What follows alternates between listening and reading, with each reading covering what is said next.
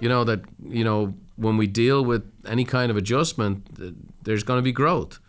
And it was interesting she brought up the word curiosity. But I think we got to be curious. And, I talked about in a past episode, you got to be humble and you got to be curious and you got to be open to get help as kind of the secret cocktail of success for how to think successfully.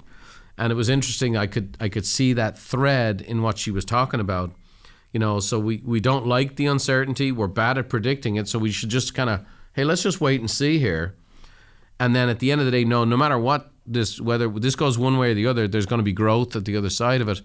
And at the end of the day, every one of us as human beings, we feel better when we're growing, and you grow or die, right? And so, okay, it might have some nervousness, there might be some anxiousness, but at the end of the day, if we kind of hold on, we should be okay here. And we don't know if it's going to be good or bad. It's kind of like the movie, we don't know the ending yet, right? We might be on the beach and save on to nails, so just hang on.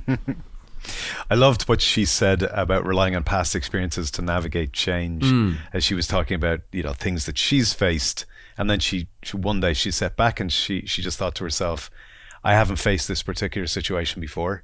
That doesn't mean I can't handle it. If I just look back at my own life, or, she talked about the lives of others and employ the underlying psychology that moved her forward before. So how does that apply to our listeners, for the entrepreneurs tuning in? Is there a commonality for navigating change? Well, yeah, I didn't mention something I've mentioned before. I've owned 47 businesses and one of them failed. A good record, except that's not how it felt. So I had one business failure, and it, and looking back on it now, yeah, there were some things in there that weren't my responsibility, but there were things in there that were. And I lost $2.9 million, which, we're talking, ouch, almost 30 years ago. It was a lot of money back then. And my great mentor, Gene Kuhlman, said, Brian, you've been to a $2.9 million seminar. Now, this is the guy who brought me to my first ever seminar.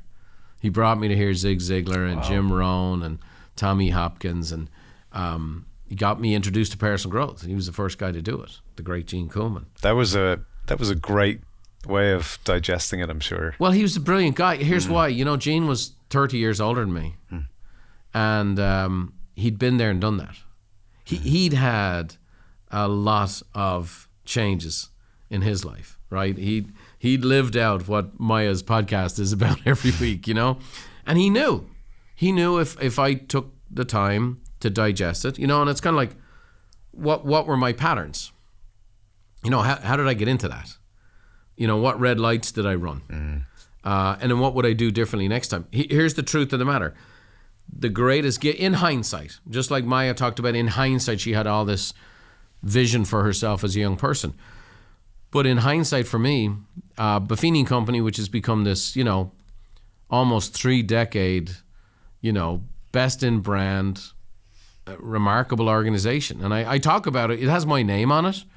And we can talk one day about how that all happened. But at the end of the day, it's a remarkable group of people, a remarkable entity that, has this amazing brand. It's got these results where basically the average person increases their income by a factor of 10.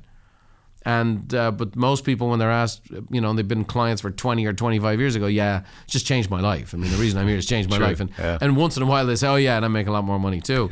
But I look back on that and I'll tell you this, without the business that failed, without the $2.9 million seminar, Buffini Company never goes. It never goes anywhere.